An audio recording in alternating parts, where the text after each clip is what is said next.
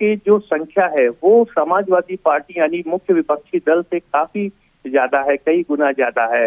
लेकिन समाजवादी पार्टी के राष्ट्रीय अध्यक्ष की तरफ से ये दावा किया गया है कि भारतीय जनता पार्टी के लगभग 150 विधायक उनके संपर्क में हैं और ये वो विधायक हैं जिनका टिकट कैंसिल किया जाना है। यानी कि समाजवादी पार्टी की तरफ से ये संदेश, ये मैसेज आम जनता के बीच में दिया जा रहा है कि भारतीय जनता पार्टी के अंदर टूट फूट जारी है और ये उतनी बेहतर सरकार साबित नहीं हुई है 2017 से 2021 के बीच में, लिहाजा जनता समाजवादी पार्टी को चुने। और यही सारा ड्रामा, यही सारा सियासी ड्रामा इस मतदान के दौरान और जो उनका प्रत्याशी उतारा गया है नरेंद्र वर्मा, ये सारा एक उसी की एक अलग तस्वीर है, उसी का एक उदाहरण है। लिहाजा ये सारी जो प्रक्रिया है उसी के तहत है। आगामी विधानसभा 2022 के तहत ही सारी चीजें की जा रही हैं।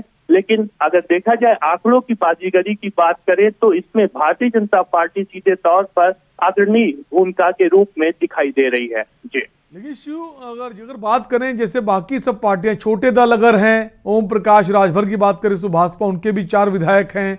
उन्होंने हालांकि स्पष्ट कर दिया है कि वो बीजेपी के साथ ही रहेंगे। लेकिन बाकी दल अगर कांग्रेस, बहुजन समाज पार्टी, अगर इनका क्या रुख होगा, क्योंकि बसपा से भी काफी सारे विधायक नाराज चल रहे हैं। और अगर बात करें कि बीजेपी की, तो बीजेपी ने कल व्हिप भी जारी किया था। सभी विधायकों को फोन कर जानकारी दी गई थी, सभी समय पर पहुंचे और अपने प्रत्याशी, जो भी प्रत्याशी है उनका समर्थित, उसको वोट दें। तो टिकट कटने वाली जो बात आपने कही है, तो अगर थोड़े से भी लोग क्रॉस वोटिंग करते हैं तो संदेश बहुत खराब जाएगा बीजेपी के लिए।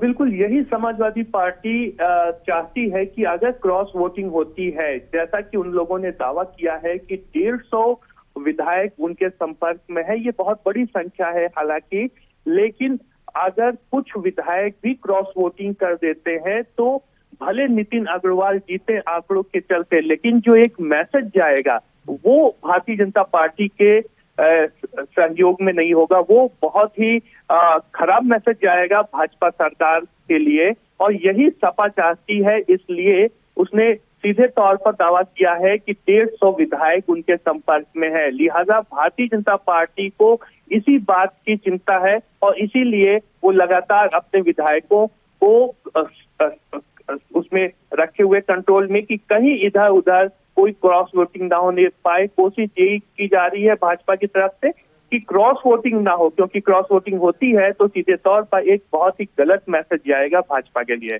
जी, तो शिव, क्या जरूरत थी नितिन अग्रवाल जो हैं प्रत्याशी, उनको बनाने की? क्योंकि हमेशा यही देखा गया है कि ओपोजिशन जो होता है उसी का प्रत्याशी होता है उपाध्यक्ष पद का।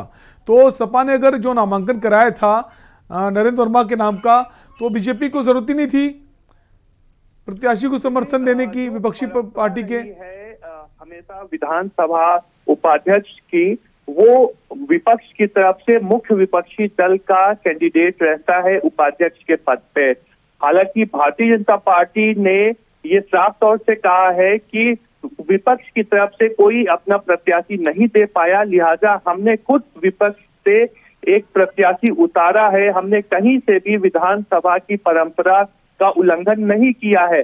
लेकिन सीधे तौर पर अगर देखा जाए तो नितिन अग्रवाल और उनके पिता नरेश अग्रवाल इस समय भाजपा में मौजूद है, भाजपा की सदस्यता ले चुके हैं और समाजवादी पार्टी से उन्हें निष्कासित किया जा चुका है। लेकिन अगर विधानसभा के तकनीकी रूप से देखा जाए तो वो नितिन अग्रवाल अभी भी विधानसभा सदस्य साइकिल के चुनाव चिन्ह पे ही है, उनकी सदस्यता खारिज नहीं की गई है साइकिल के चुनाव चिन्ह पे। लिहाजा अगर नितिन अग्रवाल उपाध्यक्ष पद के प्रत्याशी बने हैं तो ये माना जाएगा कि वो विपक्ष के ही प्रत्याशी हैं। हालांकि एक बात अलग है कि वो भाजपा के लिए है और भाजपा के सदस्य हैं, वो एक अलग बात है, लेकिन माना जाएगा तकनीकी रूप से वो सपा के चुनावी चिन्ह पे हैं। जी शिव, सवाल तो ये उठता है ना, जब अखिलेश यादव ने अपने प्रत्याशी का नामांकन पहले ही करा दिया था तो बीजेपी को जरूरत क्या थी नितिन अग्रवाल को समर्थन करने की?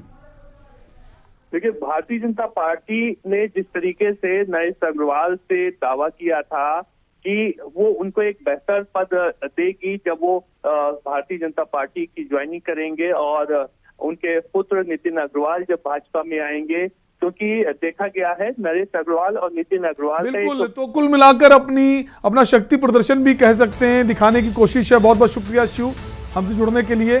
तो विधानसभा में इस वक्त उपाध्यक्ष पद के लिए वोटिंग चल रही है।